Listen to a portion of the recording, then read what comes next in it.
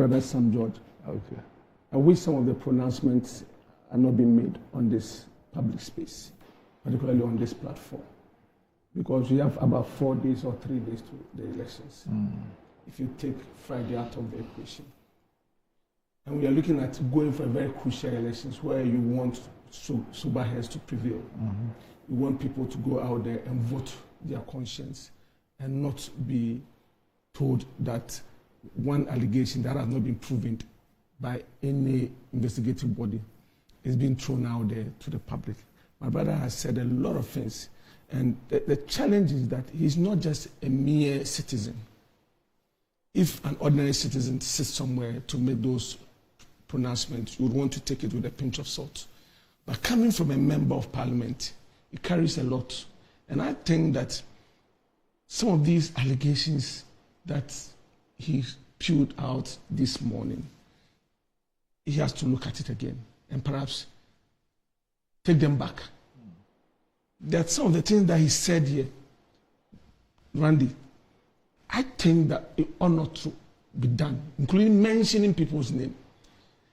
You don't want us to I could sit here and, in the same fashion, mention a list of perhaps not even state apparatus or state officials, members of opposition, and assign certain criminality to them and say that I have evidence.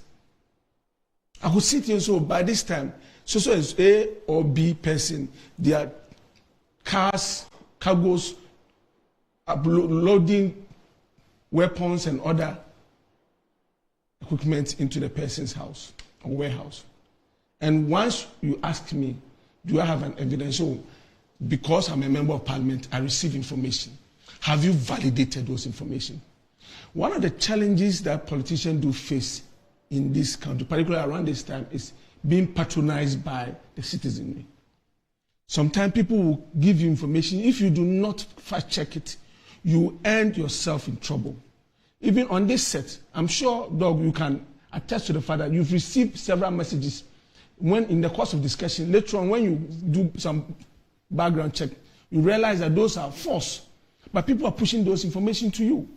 So I do not expect a member of parliament to come to this national platform and make those wild allegations and wild claims, mentioning men and women of the uniform, including citing things that borders on criminality to them. That they're carrying weapons and ballot papers. To where and for who? And it's being carried in ambulances. What you have done is that even going forward, even if true be told, somebody is sick and is being carried away to a hospital or any health center by an ambulance, people would think about it twice before allowing the ambulance, the pathway. You have created the impression that whenever you hear the siren from an ambulance, something untoward is happening. But these things do not happen. But you can't do that. These things do not happen at all. And I'm thinking that over the years, I felt we've gone too far and we should do politics with some little bit of decency. Because this is so off. It ought not to be said here at all. The allegations are so completely off.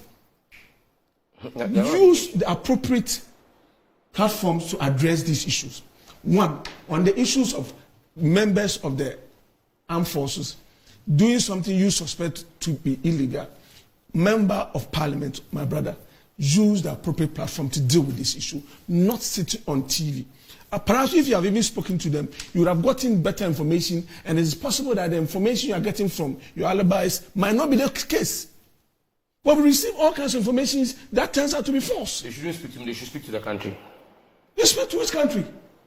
The next morning, another person, Asante Yeboah, will go and sit on another platform and say that the fire service, they are using their tanks to do ABCD. And say, speak to the country.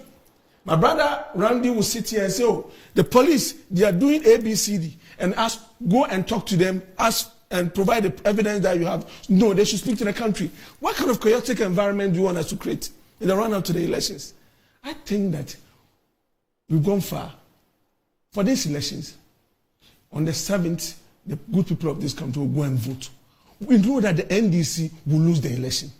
I've already said it on this platform that Dr. Bawumia is getting 51.3% of the valid vote cast. NPP is getting 149 seats in parliament in these elections. It is going to happen, and it's happening. It is not all these fears people are creating around and rumor mongering that would save the NDC. NPP is winning the elections. Then from there, you move on to another scheme, the tramline schemes of assassinations. That's my brother Standogo put something on his Facebook. And he didn't mention names, all insinuations and innuendos. That who is after whose life? Do you think that anybody would be happy to see any of the frontliners, or even including other members who are running as presidential candidates, lose their life under any circumstance? We've seen military and police excesses and brutalities over the years. I mean, as a country, we have a history flowing from the eras of the AFRC, PNDC, NDC era, and all these moments where at one point or the other, we've seen the military or the police doing something that we all feel like they went beyond what is known, and they use brute force in addressing matters. We've known that all these people are brought to book at various times, and they've been dealt with. If you have evidence, provide him. You do not come and sit on radio or put something on Facebook and suggest that somebody's after former President Mohammed's life. Share the videos now of the aircraft. No, no. I have people have sent me the same videos, but because I have not, you have to cross-check. I haven't authenticated. I've had this for days, and like I said, one of the people who even took the videos is currently in Gadrum. My brother. So I'm saying to you, when Richard says it's allegations, they are not. But they are not. So what was in there? That were ballot papers, and that's why we have said that they must come and tell us what it is they were transporting. Some, me and you. Look, Chief, there's a lot at stake in these elections. The more reason why we must hold people to account. We cannot continue to go out there and create this sort of fear in the public domain. We cannot do that. It is not fear. It is demanding accountability. The issue about somebody trying to kill somebody. There's no evidence. Somebody just put it out there. They've not reported the incident to the police.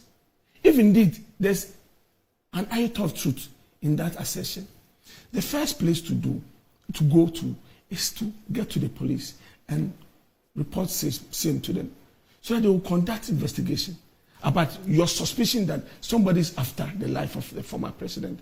And ABCD have indicated that they want to, and those individuals will be arrested. Nothing like that has happened. We are here being told on national television that we should believe that. I mean, and another thing came through. People have been trained to snatch ballot boxes. For what? And what will be the importance of that? To go and train people to go and snatch ballot boxes. And we continue to hear this in every election. And all come from politicians. Embodying others to go out there to do evil. I think we need to understand that there's a lot at stake. It's elections that we all know that the good people of Ghana will exercise their franchise and decide who is going to take the country forward. We are not ready to go back again. We gave President Mahama the opportunity to serve. He's done his part. We know what we witnessed during his reign. For the country to move forward, I do believe that the best person to guarantee us that will be Dr. Bawumia. All these allegations about planes moving around, going to take their codes and tracking the movement of flights and all, those things are unnecessary without providing verifiable evidence to that. You cannot continue to throw things out there without providing anything to substantiate it.